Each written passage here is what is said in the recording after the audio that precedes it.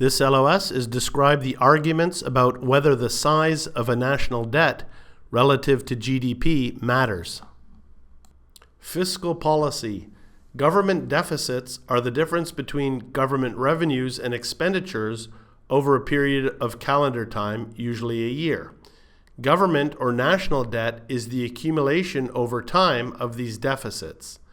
Government deficits are financed by borrowing from the private sector, often via private pension and insurance fund portfolio investments. Governments are more likely to have deficits than surpluses over long periods of time. As a result, there may exist a large stock of outstanding government debt owned by the private sector.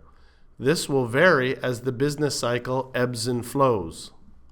Now we're going to look at the arguments against being concerned about national debt relative to GDP, and the arguments against being concerned are as follows. 1. The scale of the problem may be overstated because the debt is owned internally to fellow citizens.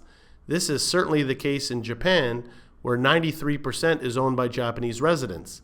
In the United States and the UK, the figures are 63% and 69% respectively. South Korea and Canada have only 7% and 5% non-resident ownership of government debt respectively, but Italy has 49%. Number 2, a proportion of the money borrowed may have been used for capital investment projects or enhancing human capital, for example, training and education. These should lead to raised future output and tax revenues.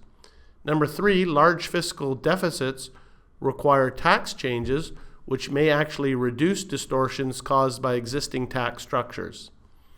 Number 5, deficits may have no net impact because the private sector may act to offset fiscal deficits by increasing savings in anticipation of future increased taxes.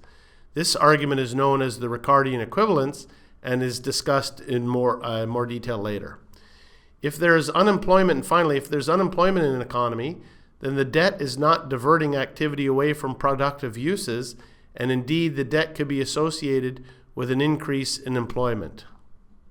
Now we're going to look at the arguments in favor of being concerned about the debt relative to GDP. So number 1, high levels of debt to GDP may lead to higher taxes in the search for higher tax revenues because you need to pay the interest on the debt. This may lead to disincentives to economic activity as the higher marginal tax rates reduce labor effort and entrepreneurial activity, leading to lower growth in the long run. Number 2, if markets lose confidence in a government, then the central bank may have to print money to finance a government deficit. This may lead ultimately to high inflation, as evidenced by the economic history of Germany in the 1920s and more recently in Zimbabwe.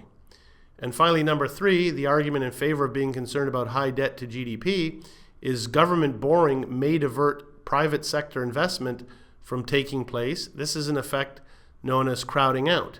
If there is a limited amount of savings to be spent on investment, then larger government demands will lead to higher interest rates and lower private sector investing. So this slide is just meant to be a little bit of a summary of the way that you might set up a cue card for your memorization of some main bullet points. You can see on the left-hand side, no concern regarding national debt. And some of the reasons, much of a nation's debt is owned internally. 1, 2, some of the debt may have been incurred to finance capital projects or to enhance human capital, which should contribute to the growth economy. Large deficits may encourage changes in tax laws, which may contain distortions. Private sector savings may increase, and if there's unemployment, debt is not taking funds from productive uses. But 3 points with regards to national debt as being a concern. A high debt to GDP ratio may lead to higher taxes and hence disincentives. Lack of confidence in the government may exist, making some policies ineffective. And finally, government borrowing diverts funds from more productive uses, and that's referred to as crowding out. So we'll just finish this LOS with 2 quick practice questions. The first one, the most likely argument against high national debt levels is that A, the debt is owed internally to fellow citizens, B, they create disincentives for economic activity, or C, they may finance investment in physical and human capital. Okay, this question is not too difficult. Again, it's just a question of, most likely or least likely. So this is the most likely, and it's the argument against high national debt. And so that's the argument of national debt as a concern, because that's an argument against high national debt, okay? So if we look at the A, the debt is owed internally to fellow citizens. Well, no, that was the first point from no concern, okay? And B, they create disincentives for economic activity. Well, there it was right from the slide. Yes, B is correct. The argument against high national debt is that they create disincentives. And then finally, C, they may finance investment in physical and human capital. No, that was a argument of being no concern regarding higher national debt.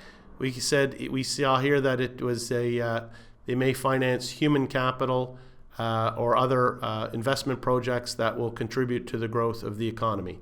So again, that's why you have to have your lists, and you have to look at the question carefully. Least likely, most likely.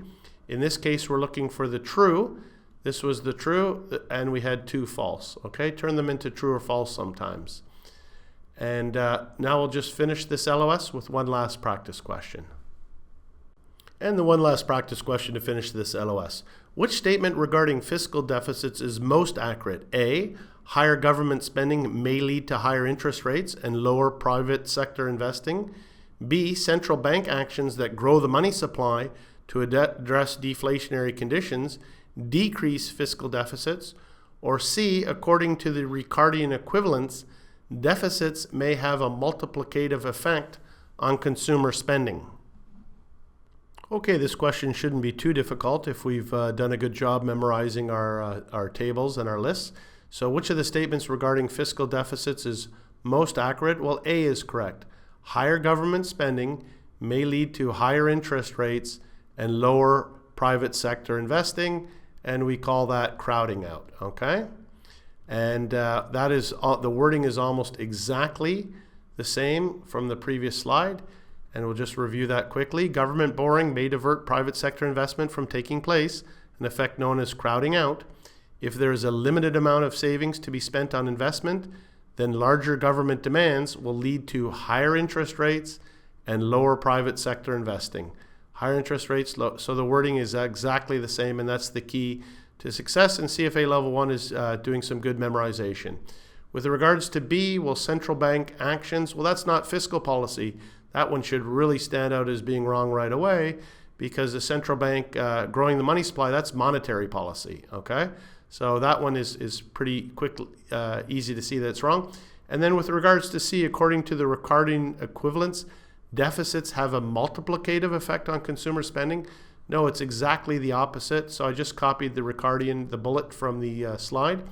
Deficits have no net impact because the private sector may act to offset fiscal deficits by increasing savings in anticipation of future increased taxes. This argument is known as Ricardian Equivalence.